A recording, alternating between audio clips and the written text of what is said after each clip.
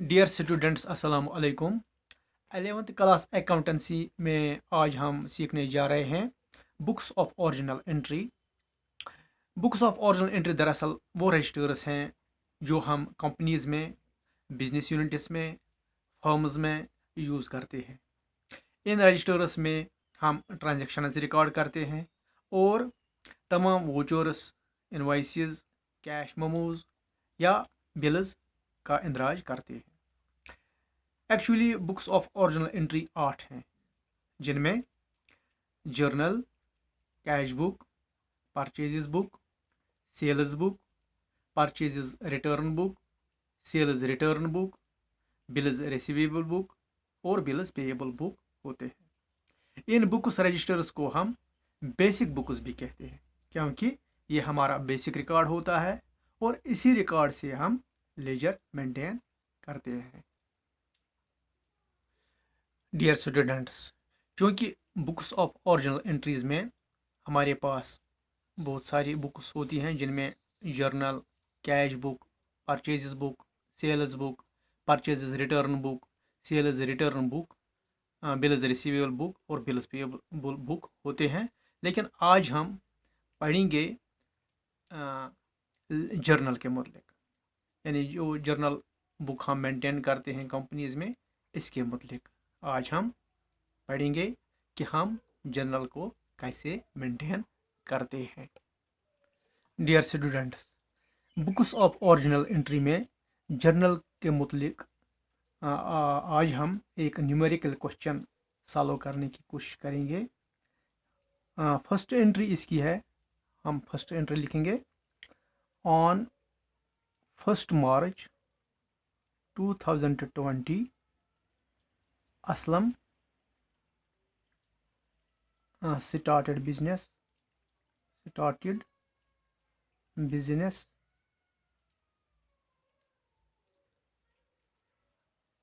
with cash rupees 3 lakh।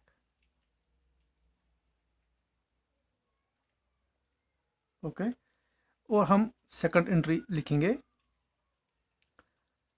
On 2 March 2020 he purchases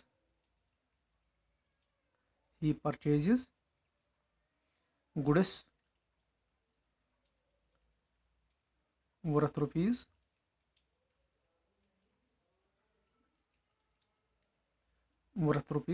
30,000। Okay, और third entry हम लिखेंगे इसकी। On 3 March 2020 he sold goods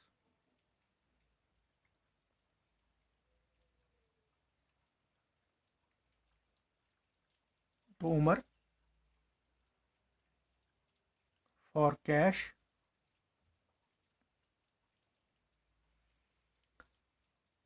rupees 9,000।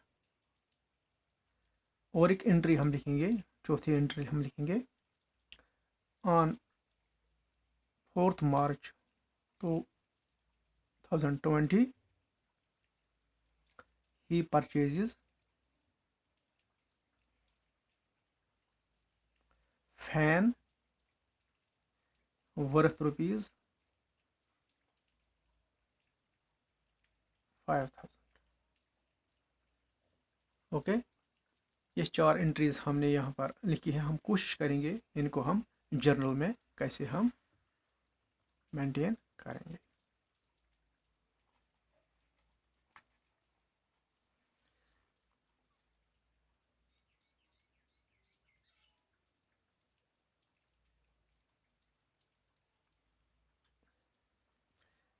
Journal में हम जो प्रोफार्मा है इस जर्नल का, हम पहले ये सीखेंगे कि कौन कौन सी एंट्री इसमें होती है। सबसे पहले होता है डेट। ओके, और डेट के बाद इसमें आता है पर्टिकुलर्स।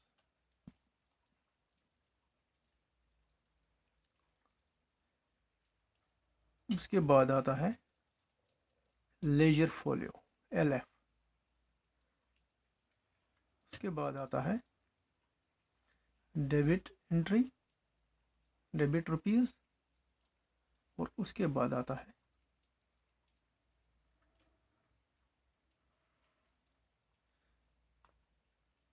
Credit rupees. ये इसके लास्ट एंट्री।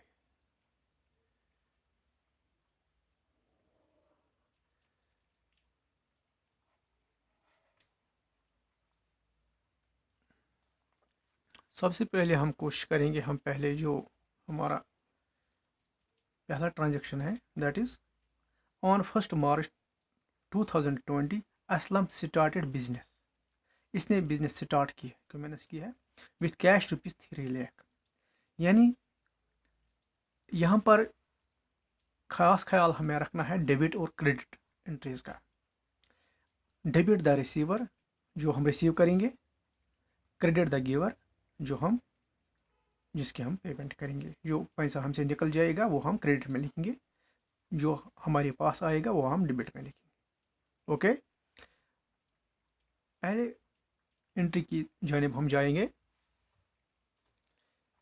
यानी जिसमें डेट है 1 मार्च 2020। पहले हम डेट लिखेंगे 1 मार्च 2020 और पर्टिकुलर कॉलम हम लिखेंगे कि हमने बिजनेस स्टार्ट किया है असलम ने 3 लाख का। यानी इसने, इसके पास कितना कैश है 3 लाख। हम डेबिट में लिखेंगे, इसके पास जो पैसा है वो हम डेबिट में लिखेंगे, दैट इज़ 3 लाख कैश है। पर्टिकुलर कॉलम हम लिखेंगे कैश अकाउंट, यानी असलम के पास 3 लाख का कैश है, 3 लाख।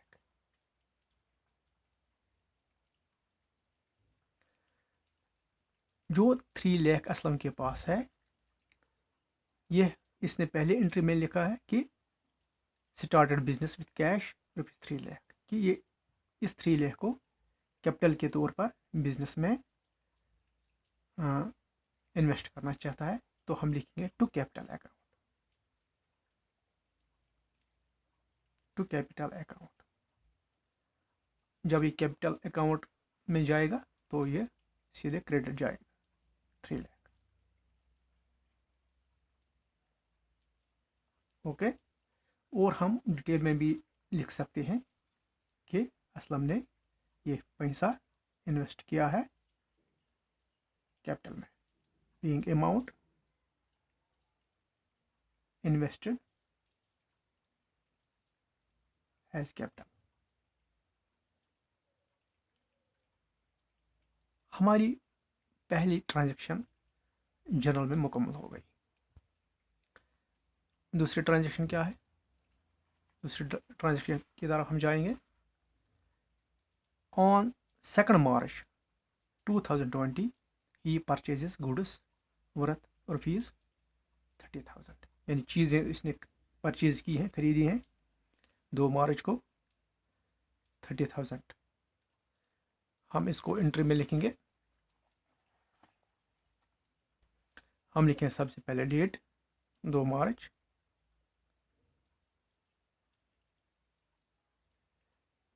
क्योंकि इसने परचेज की हैं गुड्स और गुड्स उसके पास आ गई है 30,000। हम परचेज अकाउंट लिखेंगे, परचेजेस अकाउंट।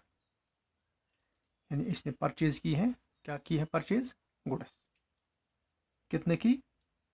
30,000 की।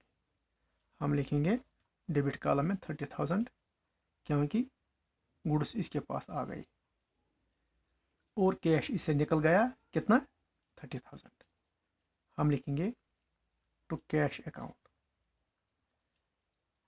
गुड्स खरीदने के लिए जो पैसा इससे निकल गया 30,000, वो हम क्रेडिट में लिखेंगे। ओके, और हम डिटेल में भी यहाँ लिख सकते हैं कि being goods, being goods purchased for cash. Okay, दूसरी एंट्री हमने मुकम्मल की। हम फिर क्वेश्चन की तरफ जाएंगे। थर्ड एंट्री हमारे पास है, on 3rd March 2020 he sold goods to Umar for cash ₹9,000। यानी इसने कैश में चीज़ों को बेच डाला 9,000 में 3rd March को। हम कैसे इसको लिखेंगे, चूँकि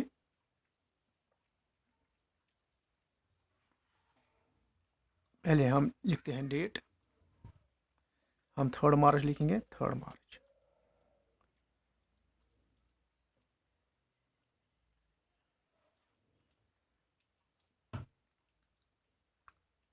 इसके पास चूँकि चीज़ें इसने बेच डाली 9,000 में, और इसके पास क्या आ गया, कैश। हम लिखेंगे कैश अकाउंट। कितना कैश आ गया, 9,000। डेबिट कॉलम में हम लिखेंगे 9,000। क्योंकि कैश जो इससे आ गया, मगर कैसे आ गया कैश, सेल करने से, चीज़ें इसने सेल की, तो हम लिखेंगे to sales account, to sales account. और हम लिखेंगे 9,000 क्रेडिट कॉलम में, सेल्स अकाउंट 9,000। और यहाँ पर हम इसकी डिटेल भी लिख सकते हैं, बीइंग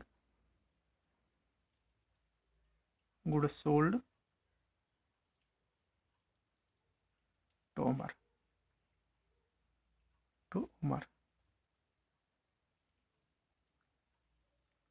फॉर कैश।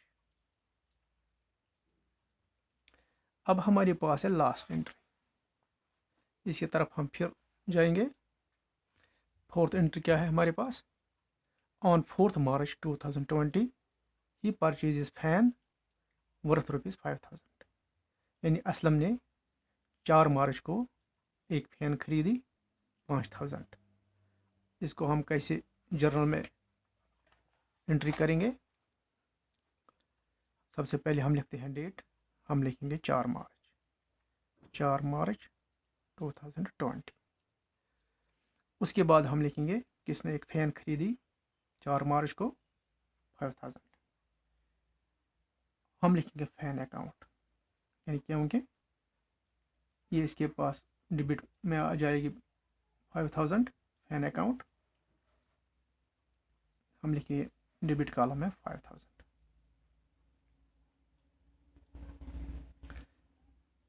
चूँकि जो फ़ैन इसने खरीदी है पैसा चला गया, और जिसकी एंट्री हम क्रेडिट कॉलम में करेंगे। हम यहाँ पर लिखेंगे to cash account, to cash account, और हम क्रेडिट कॉलम में 5,000 लिखेंगे। ओके, हम यहाँ डिटेल में भी लिख सकते हैं, being fan purchased, being fan purchased for cash, being fan purchased for cash. ये आज हमने सीख लिया कि कैसे हम जर्नल एंट्री मेंटेन करते हैं, और कैसे हम डेबिट और क्रेडिट कॉलम में इसकी ट्रांजैक्शंस मेंटेन करते हैं। Thank you.